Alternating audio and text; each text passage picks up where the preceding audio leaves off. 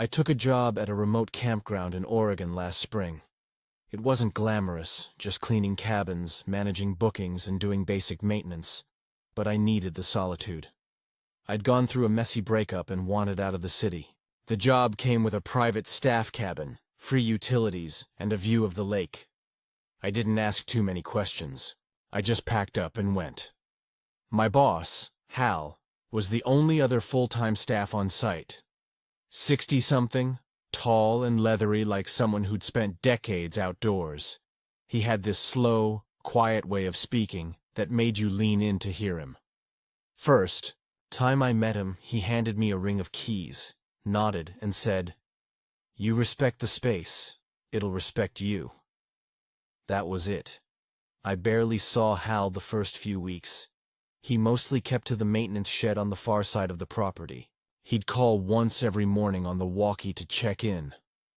"Everything quiet?" he'd ask. I'd say yes. He'd say, "Good." And then nothing until the next day. At first, I loved the peace. Waking up to birds instead of sirens, spending the evenings reading on my porch while the wind rustled the pines. It felt clean. Simple.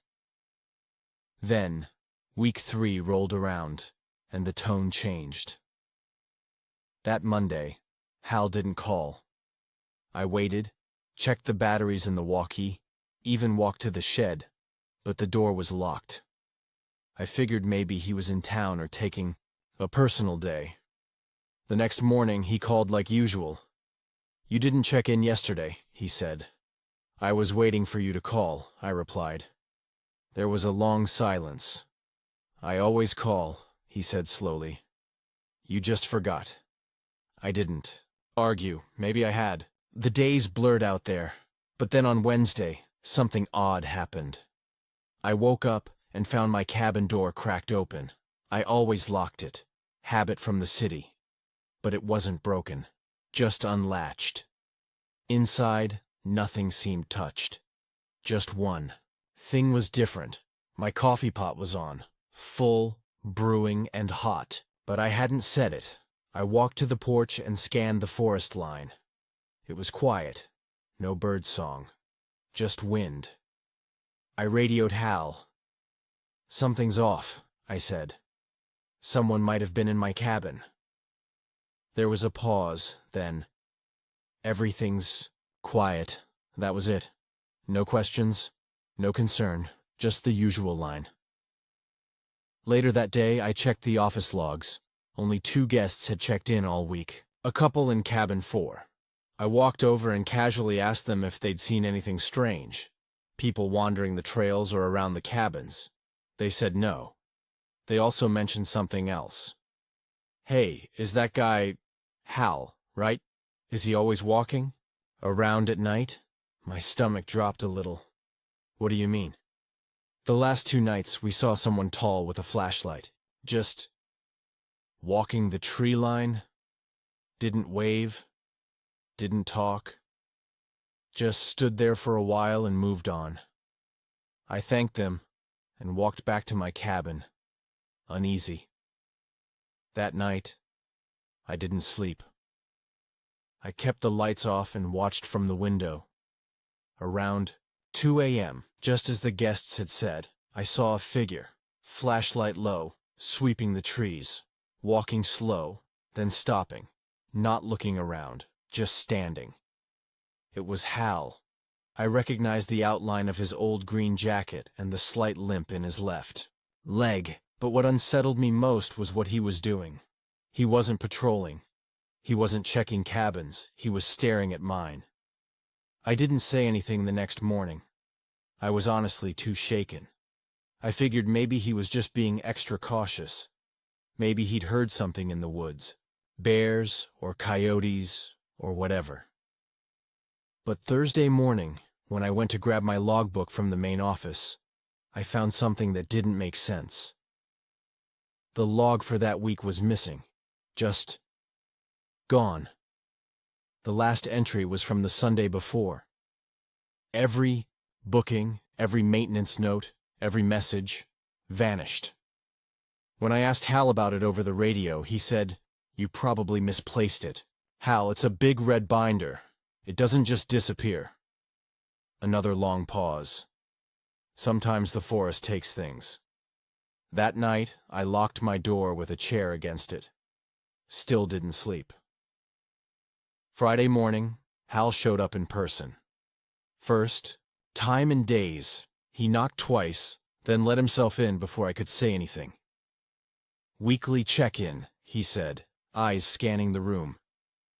Place looks good. He sat down in my chair, folded his hands, and just stared. Like we were having some kind of performance review. Something bothering you? He asked. I wanted to scream. I wanted to ask about the logbook, the midnight walks, the coffee pot, the guests' questions, but my throat locked up. I said, "No, everything's quiet." He smiled wide. First time I'd seen him do that. "That's good," he said. "You're getting it now." He stood up, looked around once more, and added, "Next week, I won't be around. You'll handle everything, I trust you." And then he left. No walkie calls that weekend, but the flashlight came back. Every night, sometimes closer, sometimes at my door. I packed up Sunday night, left a note saying I was going into town for supplies. I never went back. I still don't know what Hal meant by getting it. I don't know where the logbook went, or why he needed me to believe everything was quiet. But about a month later, I checked the campground's website. New job posting, same position, same description, same private cabin, different name, listed as the manager, not Hal. Just a generic email. No bio, no photos. I've checked every few weeks since then. The name changes each time. I was 23 when I got the job. Office assistant at a small marketing agency. Just me, my boss, and 4 other employees in a second-floor space above a nail salon. The place smelled like acetone and burnt coffee, but it was my first real gig after college. I was eager, too eager. My boss, Ron, was a tall man with stiff posture and heavy cologne.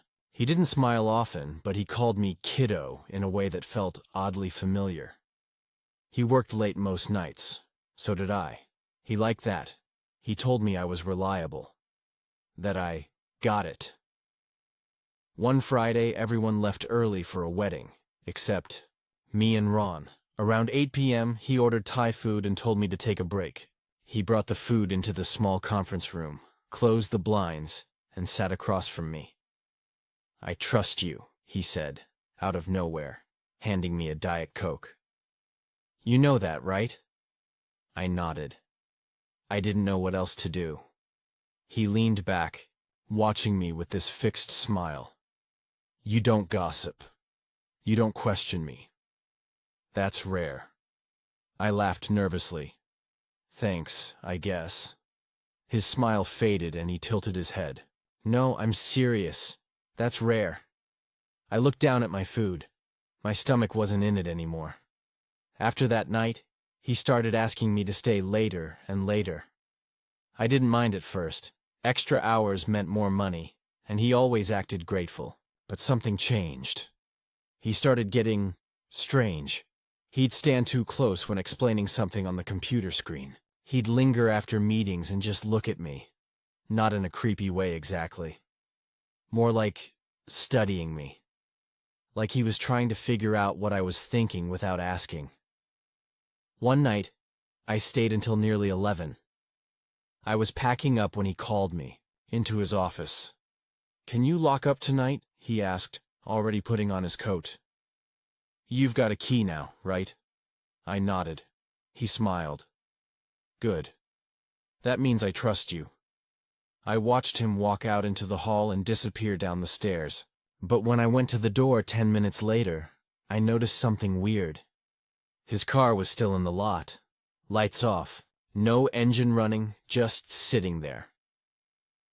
I waited by the window, pretending to sort files. After about 5 minutes, he turned the car on and drove away. The next morning, he acted normal. Completely normal. As if nothing had happened. things got weirder. After that, I started finding little changes in my desk drawer. Papers slightly out of place, pens missing, then returned.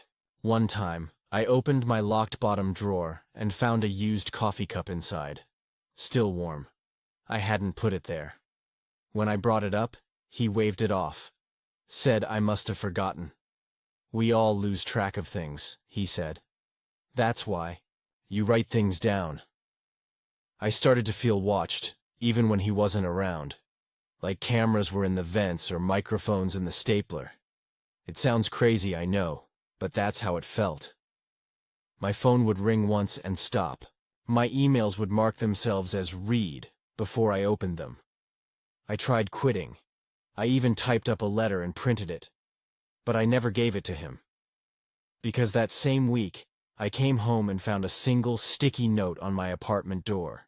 No writing, just one of the same yellow notes we used at the office. Same kind. Same size. I froze. Looked around. My neighbors were quiet. No one in the hall. I peeled it off and threw it away. The next night, it happened again. After that, I stopped sleeping. I started taking alternate routes home. Changed my phone number. Turned off location settings. I began printing everything I worked on so I'd have proof. Of what, I didn't know. I just needed something physical. Something real. Then one night, he asked me to stay late again. We've got a client presentation early Monday, he said. Just you and me. I agreed, but I had a plan. When he went into his office, I took my bag, quietly stepped into the stairwell, and slipped out. I left my badge, my key, everything. I walked 15 blocks to a friend's house and stayed there for the weekend. Monday morning, I woke up to 17 missed calls, all from unknown numbers. When I finally went back to my apartment, the front door was locked. Nothing broken, nothing taken. But on my kitchen table was a sticky note. This one had writing on it. Just 4 words. I still trust you. That was a year ago. I've moved cities since then. Changed jobs. Got rid of every device I owned back then. But sometimes, even now, I feel that same buzz in my ears when I walk into a quiet office building. That feeling like I'm being watched. Sometimes, I still get notes, no writing, just the note, same size, same yellow, always on my door.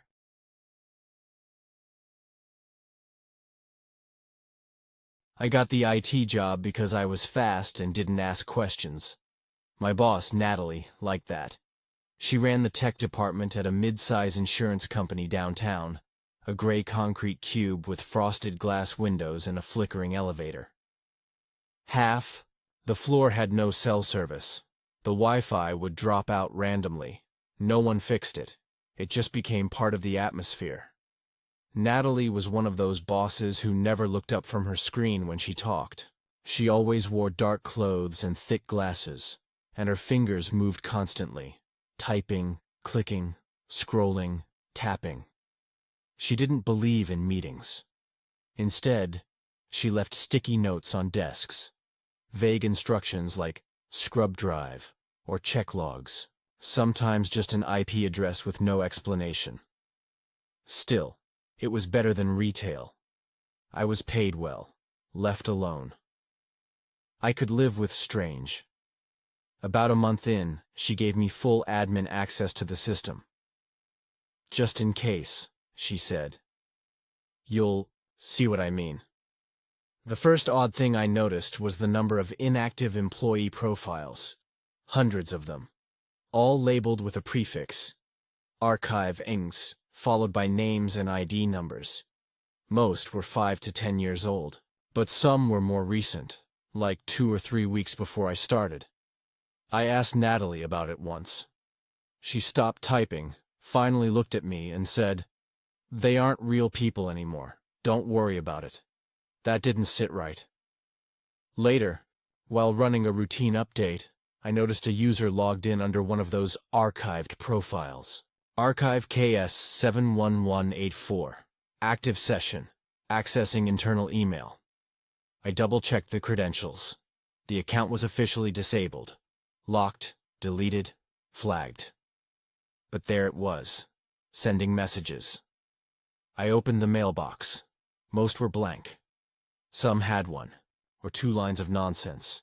Random words, numbers, timestamps. One just said, "I never left. I printed that one out." When I showed it to Natalie, she didn't even blink. She just tore it in half and dropped it into her drawer. "Sometimes the system forgets," she said. "Let it settle." That was it. Let it settle. From then on, weird stuff started stacking up fast. I'd get system alerts at 3:12 a.m. sharp, always the same time, saying a user had logged in remotely. But no one was authorized for remote access. Files would appear in shared drives that no one admitted uploading. Spreadsheets with nothing but dates. Word docs that were blank except for a name. Sometimes mine. One day, I found a folder labeled "Final Build" hidden deep in the back end. It was encrypted, but I bypassed it using Natalie's master key. Inside were video files. Dozens. Each one was footage from inside the office, but not from our security cams. These were from weird angles, low to the floor, tucked into corners, even from under desks. One showed me eating lunch. Another showed Natalie standing perfectly still in the hallway for 15 minutes, not moving a muscle. There were clips from before I started, of people I'd never seen. Some of the archived names I'd found earlier. In one video, a man in a white shirt sat in the break room, visibly shaking. He looked at the camera, mouth moving silently. Then he stood up and walked out of frame.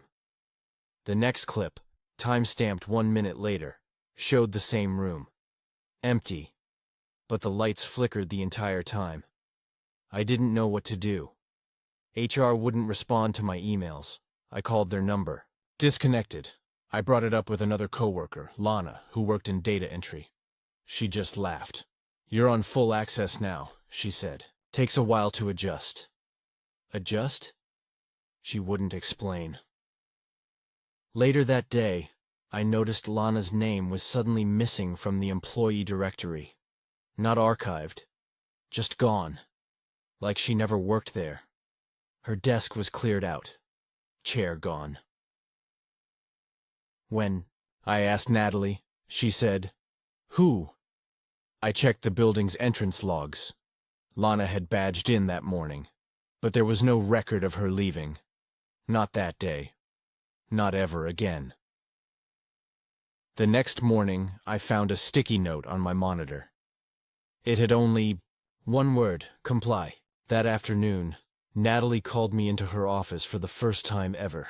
She had a file on her desk with my name on it. I never gave her my real address or emergency contacts, but it was all in there. Even the number of stairs to the door of my apartment. She slid it over to me. "Just so you understand," she said, "this isn't about surveillance. It's about continuity." I didn't answer. I was sweating. "We keep the system clean," she said. "We watch what needs watching. You're part of that now." She tapped the folder. "So stay focused." I tried to resign that night. I wrote a letter, cleared my desk, and deleted everything off my machine. When I went to badge out, access denied. My card didn't work. I used the stairs instead, but when I opened the exit door, it led back into the office. I tried every exit. Everyone brought me back to the 9th floor. Eventually, I gave up and sat at my desk. The lights dimmed at 10 p.m., like always. Then Natalie's voice came over the PA system. "We're glad you stayed." The next morning, everything was normal. My card worked again. I left. Took the week off. Never answered a call. Never opened an email. But one night, my home Wi-Fi went down. I checked the router. Every network in the area had changed names. They all said the same thing. Full SS. Active. I left my apartment the next morning and didn't go back. But a few months later, while walking past a bus stop TV, I caught a news ticker. Data breach at regional insurance office under investigation. All employee records lost. The building had been emptied. No one answered the phones. Natalie's name never appeared. But every week since, I get one email. No sender, no subject, just one word in the body. Comply.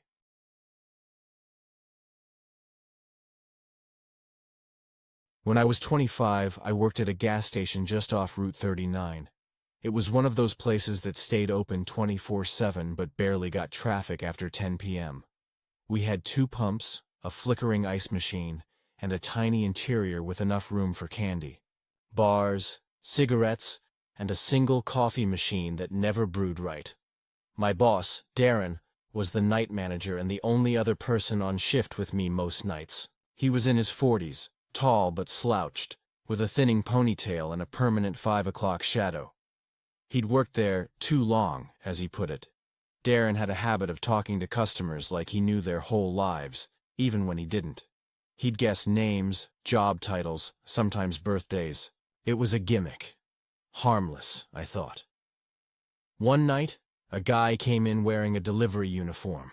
It was close to midnight. I was in the back checking stock when I heard Darren greet him like usual. "Evening, Mike. How's the little one?" "Still. Got that cough?" The guy laughed nervously. "My name's not Mike," I peeked out. Darren didn't flinch. "Sure it is," he said with a smile. "You drive the blue van, live off Parker Lane. Your daughter's name's Claire." The guy's smile dropped. "How do you know that?" Darren just winked and handed him a pack of gum. The man left without buying anything. I waited until the door shut before I asked, "Do you know him?" Darren shrugged. "Not really. Just keep an eye on things." That was his answer to most things. He kept an eye on things. After that night, Darren started acting different, quieter. He'd step outside during shifts and stare out into the dark, sometimes for 20-30 minutes at a time. One night I caught him watching the security monitors like he expected something to happen. "Everything okay?" I asked. He nodded, then pointed to the grainy black and white screen. "People lie, but cameras don't." Another night, he handed me a piece of paper. It was a list of names and times. No explanation. "What is this?" I asked.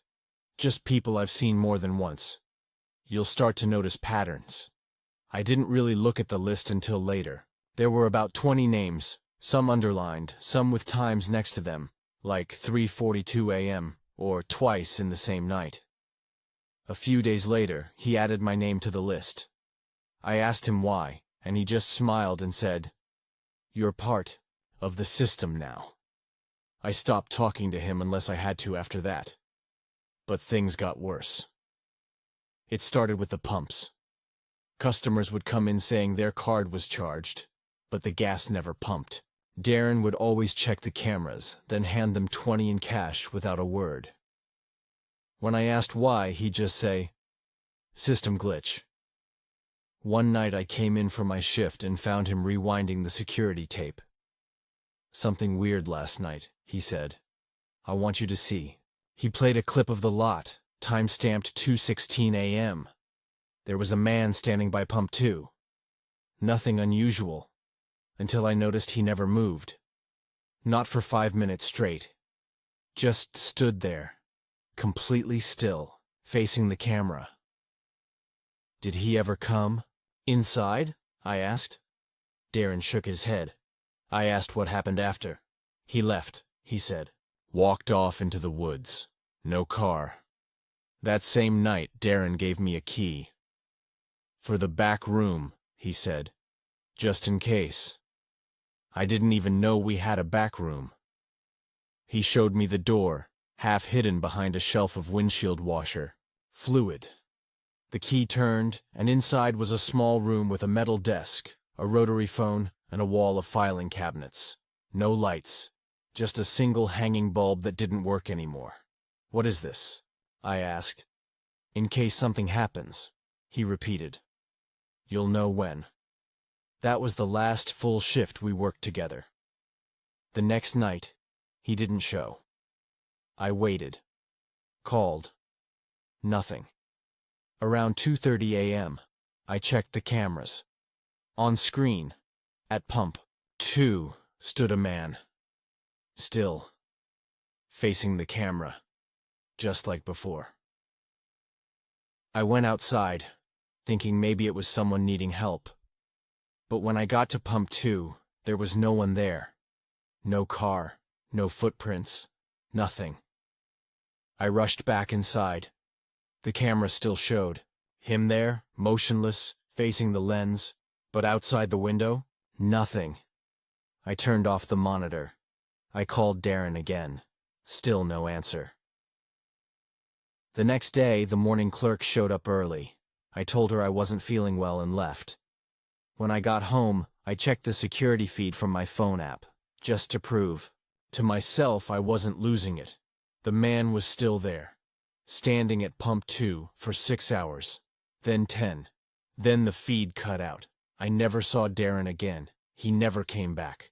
No one ever contacted me. No cops, no managers, no corporate rep. It was like he'd never worked there. The next week, I went by during the day. The back room? Gone. Shelf pushed back. No door. No keyhole. A new manager had taken over. She didn't know who Darren was. Said she'd just been transferred in from another store. I tried showing her the list he'd made, but it was gone from my locker. That night, I parked across the street and watched. At 2:16 a.m., a man stood at pump 2, still, facing the camera. Same as before, only this time, I wasn't on shift. And I swear, when I looked at the monitor through the window, for a split second, I saw myself standing next to him. Same clothes, same slouched posture, just watching. I haven't been back since. But every once in a while my phone lights up with a security notification, motion detected. Pump 2, 2:16 a.m. There's never anyone there, except on the feed, and it's always the same thing. Someone staring back.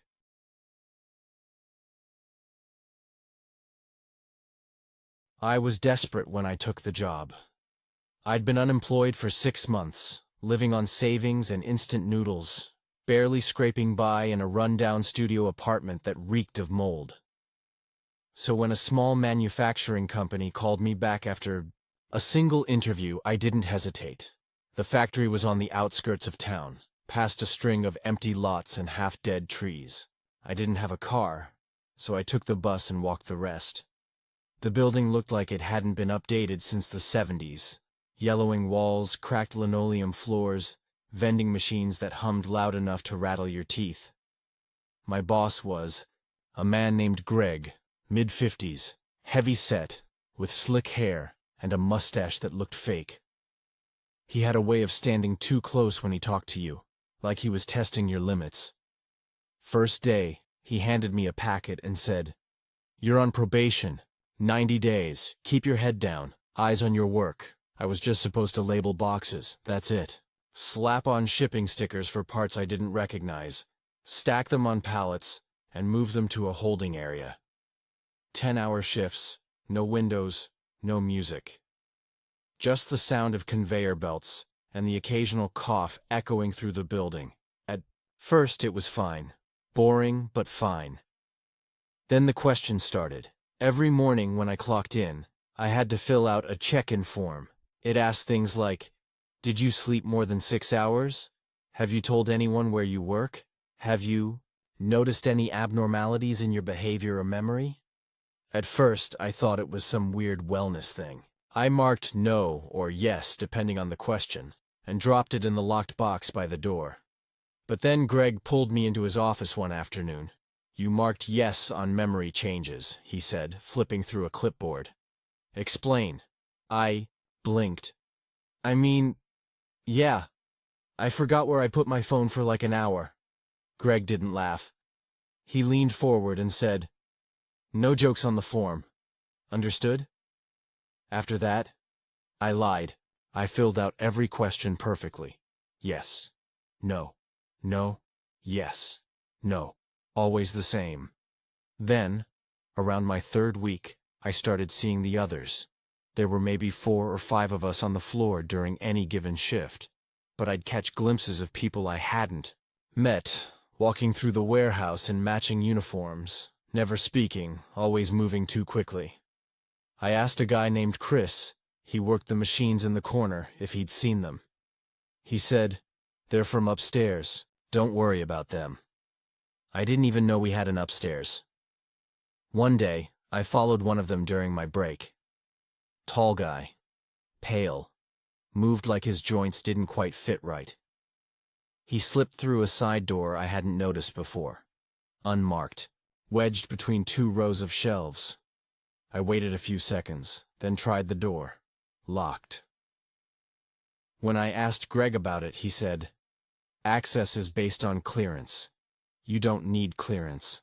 That night, I checked my time card online and noticed something strange. My login history had timestamps for shifts I hadn't worked. AM, 4:27 a.m. One entry just said, "I asked HR, but they just forwarded me to Greg." Greg said, "System hiccup. Happens sometimes. Don't let it distract you." But it did, because that same week I started waking up tired, bone tired, like I hadn't slept at all. I'd find mud on my shoes, even though I never left my apartment after dark. One morning, I woke up and found a tag stuck to my shirt. A shipping tag. It had my name on it. Zone. Unknown clearance. Pending destination. Internal use. Only I confronted Greg. Brought the tag. Showed him. He didn't even blink. He just said, "You've still got a week left on probation. Let's not make it complicated." That night, I didn't go home. I stayed late and hid behind a stack of pallets. Watched the floor go quiet. Around 11 p.m., I saw them. The people I'd been catching glimpses of. They came through the side door in perfect synchronization. No talking, no hesitation. And they began opening the boxes. The ones I'd labeled. Inside weren't parts or tools. Inside were clothes, shoes, glasses, personal items. One box had a set of keys. I recognized the keychain. It was Chris's. Another box had a crumpled check-in form. Mine. From last week. That's when I realized. The forms weren't for wellness. They were sorting us, tracking patterns, picking replacements, shipping people. Out. I backed away and knocked over a hand truck. One of them turned and looked right at me. No expression, no voice, just that stare. I ran. Out through the loading bay, across the gravel lot, onto the road. I didn't stop until I got home. When I woke up the next day, I was ready to report everything. The police, the labor board, whoever would listen. But the factory was gone. The address led to a field of tall grass and rusted fences. No building, no signs, no tire marks, like it had never been there. But my bank account still showed deposits. My pay still came. The online portal still worked. And every morning at 6 a.m., a check-in form appears in my email. Same questions. Always the same. Have you told anyone? Have you experienced memory loss? Are you willing to comply? Sometimes I leave the answers blank. Sometimes I write things like, "I know what you're doing," or "You can't make me go back." But the next day, the email comes again. Same time. Same questions. A few days ago, I woke up with mud on my shoes again. I don't remember leaving the apartment, but my phone had a calendar alert. Shift complete. Next check-in, 6 a.m. I never passed the probation period. I think that's the only reason I'm still here, but I'm not sure how long that will last. Last night, I found a new tag on my pillow. It just said, "Cleared for transfer."